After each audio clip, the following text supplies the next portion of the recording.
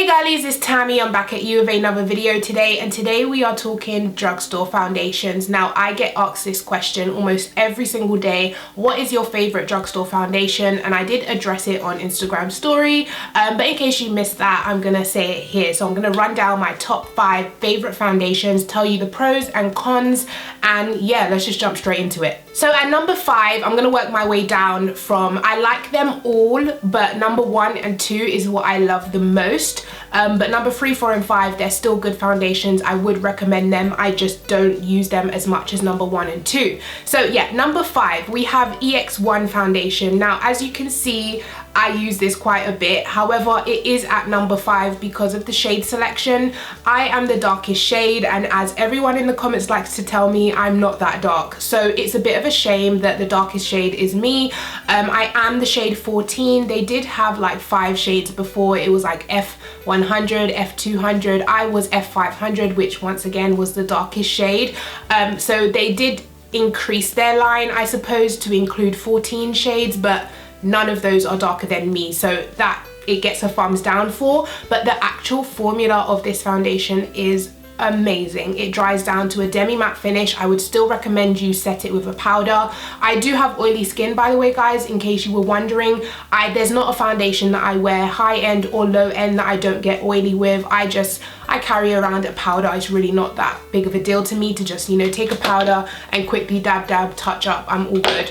And the coverage on this foundation is actually really nice. It retails for £12.50. I heard about mine's actually, the first time I went and placed an order is because I heard Nikki Tutorials raving about it, and she said, I think it was Feel Unique or Look Fantastic, one of those websites had free delivery. So once she said free delivery, I was all over that and I ordered it. And since then, I've gone through like how many bottles. I absolutely love this foundation, definitely recommend it. However, the shade selection is crap. Boo. So next we have a foundation that I tested for the first time on camera, and you guys would have saw my reaction. It is actually really full coverage, really nice formula. However, I would say if you are really oily skin, like as soon as you put a foundation on, you feel yourself getting oily, I would say avoid this foundation. It is the Technic Mineral Matte or Matte Mineral Foundation. I tested this in my testing Technic video. I really like this foundation in terms of coverage. However, it is not matte at all. As soon as you put it on, you will see dewy, very dewy. You have to set it with a powder, sometimes even bake. But this foundation is only £4, and for the coverage, I can put up with the oiliness. However, if you are a really oily person, like I said, definitely avoid this foundation. But if you do have dry skin, try this out because the coverage is wow. And yeah, I just really enjoy using this foundation, but because of the oily formula, I do tend to mix it with another foundation that I find kind of matte, so I can get a nice kind of mix of dewy and matte, and it kind of lasts throughout the day. But yeah, very oily finish, however very nice coverage, and it's only £4, so you make the decision. At number 3, we have another foundation that I recently tested in my testing B Makeup video. So we have the B Makeup Flawless Foundation, no, Flawless Matte and Flawless Silk Foundation. Now, if you saw that video, you would have saw I had to mix 2 shades to get my color. So I'm not quite sure on the individual formulas, but together they mix beautifully. They create a demi matte finish because one is a dewy finish and one is a matte finish. So together, of course, it will create a demi matte. The matte foundation I found on my hand, it dried down really well. On my face even, mixed with the other foundation, it still dried down pretty well. I was really happy with the finish. It lasted really well throughout the day. Of course, I needed to powder, but I always do, like I said. But it is a really nice coverage and a really nice finish. I definitely recommend this if you are in Superdrug, if you can find your shades. These retail for £9.99 each, so I would recommend going into Superdrug store, swatching, see if you can find your shade. If you are oily, of course, go for the Flawless Matte. If you are normal / dry skin, go for the Flawless Silk because it has more of a dewy finish, they claim. But together, I really like them. So now we are down to the final 2. Now these 2 are tied in terms of the place they have in my heart, but I'm gonna mention this one first because I got it first. So at number 2, we have the NYX Stay Matte Not Flat Foundation, and I am the shade Nutmeg. This foundation is £6.99 and you can get it from Boots online and in store. I picked my mine up in store, and I actually grabbed mine because I was with Kami that day and he was doing a foundation review and the foundation looked so flawless on him. I was like, we're going to Boots right now, we're going to buy the foundation, and I bought it that day and literally it's nearly finished. I absolutely love this foundation, and this is actually the foundation that I'm wearing today. The finish is gorgeous. It is like a demi matte finish once again, but I will need to say with a powder, or I do set it with a powder so it lasts longer. The coverage on this is one of the best I've seen from the drugstore. It covers really well. Definitely check out Kami's channel because he has done a full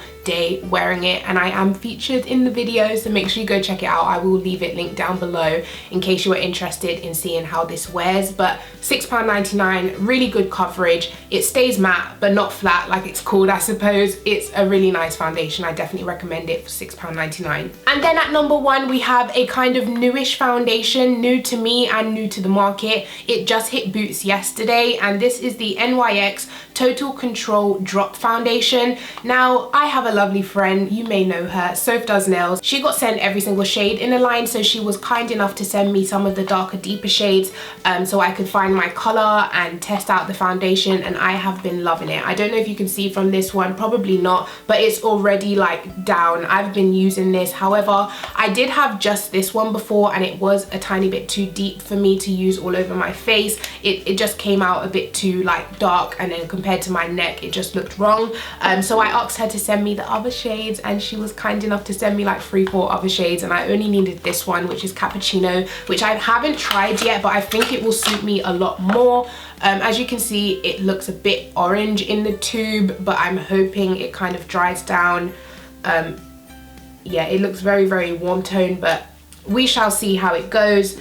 Maybe I might have to mix them to make my shade, but this is the shade Deep Sable, and then this is the shade Cappuccino. So I'm definitely one of them. This one's a tiny bit too dark, but maybe this one might work. If it doesn't, I will mix them. So yeah, I love this foundation. However, it is a bit more expensive than the Stay Matte Not Flat. This is £14, where the Stay Matte Not Flat is £6.99. I think the price increase is a combination of the formula as well as like glass bottles with the dropper. It all kind of adds up, but the formula on this, you need like 2 drops to do your whole face. I put a drop this side, a drop this side, a little drop, like a mini drop on my forehead, and my whole face is covered. You need the smallest amount of this foundation, which is probably why the bottle is so tiny. Let me see how much product you get in here actually. Yeah, I thought so. So this only has 13 milliliters of product. I believe the average foundation has like 30 milliliters of product, so you are getting less than half of an average foundation.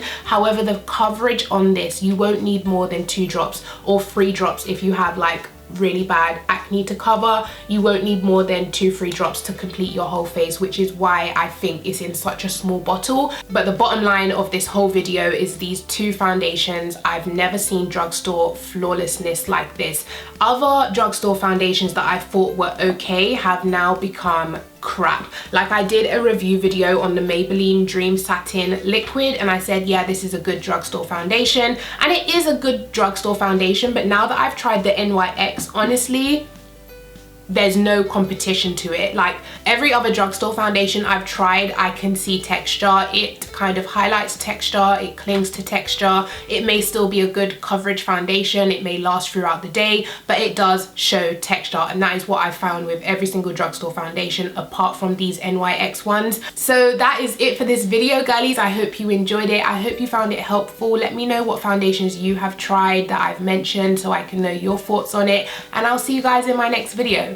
Bye.